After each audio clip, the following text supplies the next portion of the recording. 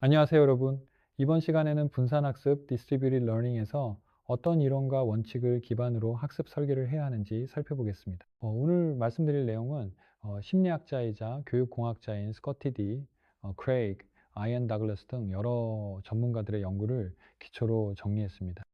먼저 우리가 전제로 깔아야 할 중요한 사실은 학습이 이제 교실을 훌쩍 넘어서 일어난다는 점입니다. 오프라인 강의실 안에서 교사나 트레이너가 주도하던 학습이 이제는 다양한 디지털 기기와 온라인 플랫폼으로 확장되었죠. 다시 말해 학습은 공식적, 비공식적, 의도적, 우연적 구분 없이 언제 어디서나 발생할 수 있게 되었고, 특히 온라인을 통한 교육 수요와 공급이 크게 늘어났습니다.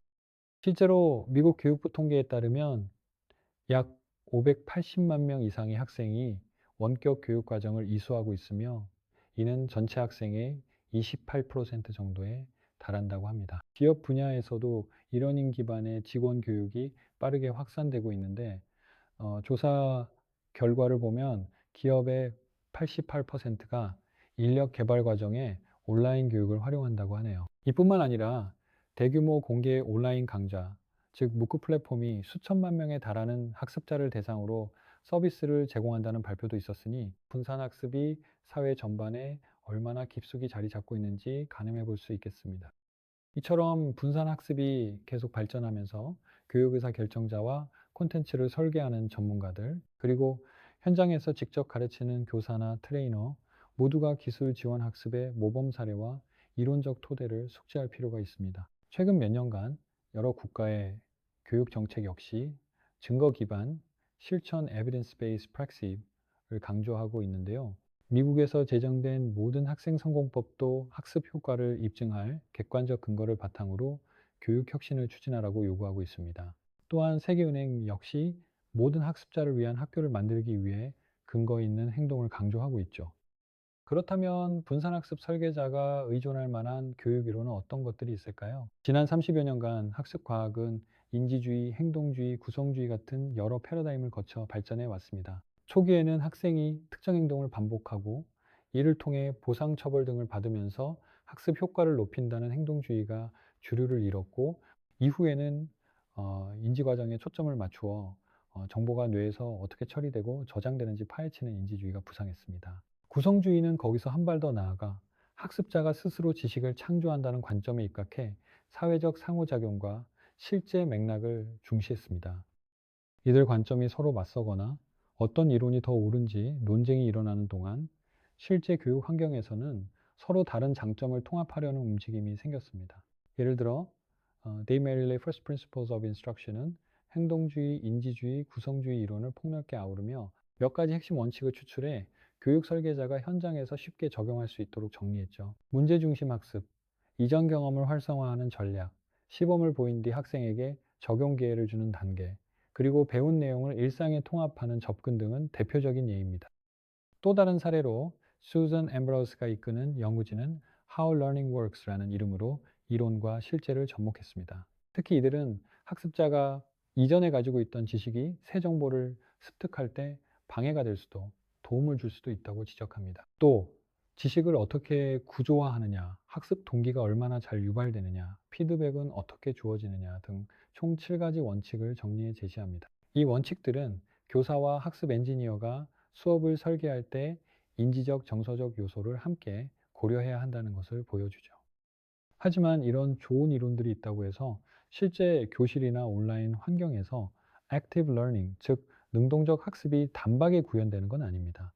많은 교사나 설계자가 여전히 의미 있는 활동을 제공하라, 학생이 참여하도록 하라 정도의 추상적 조언만 듣고 구체적으로 무엇을 어떻게 해야 할지 감을 잡지 못하기도 하죠. 그래서 미셸린 샤이는 학습 활동을 수동적, 능동적, 상호작용적 범주로 나눈 아이캡 프레임워크를 제안했습니다. 활동이 상호작용적일수록, 즉 학습자가 다른 사람과 대화를 나누고 의견을 조율하거나 직접 개념을 재구성하고 설명할수록 학습 효과가 크다고 지적한 것이죠. 이렇듯 전통적인 교육이론이 학습자, 콘텐츠, 교사라는 삼각구도에 집중했다면 20세기 후반부터는 기술 매개 학습에 특성과 사용자 인터페이스까지 고려한 교육기술 이론이 등장하게 됩니다. 예컨대 리처드 메이어는 멀티미디어 학습의 인지 이론을 통해 시각적 정보와 청각적 정보를 동시에 적절히 제공하면 학습 효과가 커진다는 점을 체계적으로 분석했습니다. 작업 기억에 부담을 주지 않는 설계, 시각과 청각 정보를 보완적으로 사용하는 전략, 그리고 학습자의 주의 집중과 인지적 참여를 높이는 방법 등이 핵심입니다. 최근에는 디지털 교재를 전통 교실 수업의 단순한 대체물로 사용하는 것을 넘어 아예 SAMR 모델처럼 기술의 활용 정도에 따라 교육이 어디까지 변할 수 있는지를 이론화한 접근도 나왔습니다. 단순 대체 단계에서는 교실에서 쓰던 칠판이나 종이 교재를 온라인 슬라이드로 바꾸는 것에 그치지만 재정의 단계까지 가면 예전에는 생각하지 못했던 새로운 유형의 협력 프로젝트나 개인 맞춤형 학습 경험이 가능해진다는 설명이죠. 문제는 이러한 이론적 배경을 바탕으로 실천적인 분산 학습 설계를 하려면 고립된 개인보다는 다학제 팀이 협업해야 한다는 점입니다. 예컨대 커리큘럼 전문성, 교육공학 지식, 학습과학, 그리고 데이터 과학 등을 결합해 동시에 조직의 인프라와 정책적 요구까지 고려해야 하니까요. 이를 위해선 학습 엔지니어, 즉 러닝 엔지니어라는 비교적 새로운 역할이 각광받고 있습니다. 이들은 교육 설계자, 기술 전문가, 심리학자가 함께하는 팀에서 리더십을 발휘하며 학습 분석 결과와 학습 과학의 이론을 현장에 적용해 최고의 성과를 끌어내려 노력합니다. 또한 각 단계에서 이미 개발된 학습 리소스나 표준을 최대한 재활용해 비용과 시간을 줄이려는 노력도 중요한 이슈입니다. 학습 콘텐츠 재사용을 활성화하기 위해 한때 스콘 같은 표준이 부상했고 지금도 오픈 에듀케이셔널 리소스스 같은 플랫폼을 통해 무료 오픈 라이선스 학습 자료를 공유하려는 움직임이 있죠. 한편 평가와 인증을 어떻게 할지도 분산 학습에서 핵심 과제입니다. 예를 들어 어떤 기업에서 만든 디지털 콘텐츠가 다른 기관에서도 공식 역량으로 인정될 수 있는지, 또는 학습자가 어디서나 자신의 이수 과정을 증명할 수 있게 하려면 어떤 표준화 작업이 필요한지 등을 고민해야 합니다. 결국 교육 이론이 제시하는 이상적인 학습 환경을 완벽하게 구축하기 위해서는 기술부터 정책 거버넌스, 팀 구성, 교사 및 학습자의 수용성 등 여러 요소가 유기적으로 맞물려야 합니다. 미래 학습 생태계를 설계하는 과정에서 한 가지 혁신적인 기술만 도입하거나 한두 명의 열정적인 교사가 뛰어든다고 해서 문제가 단번에 해결되지 않는 이유가 여기 있습니다. 실제로 어떤 학교나 기업에서 이러닝 플랫폼을 도입할 때 그 지역의 시험 일정, 행정 절차, 인센티브 구조 등의 복합적 요인에 의해 실패하거나 축소되는 일도 드물지 않습니다.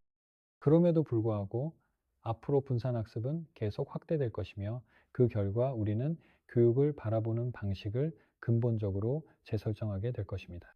전통적으로는 교육이라는 단계를 거쳐 직장으로 진입하고 이후에는 필요한 때에만 잠깐씩 재교육을 받는 구조였지만 이제는 평생학습이라는 흐름 속에서 언제든 어디서든 원하는 것을 배울 수 있다는 방향으로 바뀌어가고 있죠. 이때 자기 주도 학습, self-regulated learning을 촉진하는 환경과 기술이 상당히 중요해질 것입니다. 예를 들어 학습자가 스스로 목표를 세우고 과제 난이도를 조절하며 적절한 시점에 자신에게 필요한 피드백을 제공받을 수 있는 시스템이라면 그야말로 자유롭고 유연한 평생학습 모델이 가능해집니다. 마지막으로 분산학습을 성공적으로 설계 운영하려면 교육 이론과 교육 기술 이론을 함께 고려해야 한다는 점을 강조하고 싶습니다. 단순히 어떤 강의를 온라인으로 옮겨 놓는 것에 그치지 않고 학습자들이 상호작용적이고 몰입도 높은 경험을 하도록 설계해야 하죠. 이를 위해서는 먼저 존재하는 다양한 교육 이론들을 꼼꼼히 살피고 현장 상황과 합치하도록 적용하며 필요하다면 새로운 기술을 받아들여 진정한 혁신을 일으킬 수 있어야 합니다. 오늘은 챕터 3에서 제시된 분산 학습 이론과 그 실제 적용 가능성에 대해 말씀드렸습니다. 여러분이 교육 담당자, 설계자 혹은 교사로서보다 체계적이고 근거 있는 접근법을 고민하는 계기가 되길 바랍니다. 긴 시간 함께 해주셔서 감사합니다.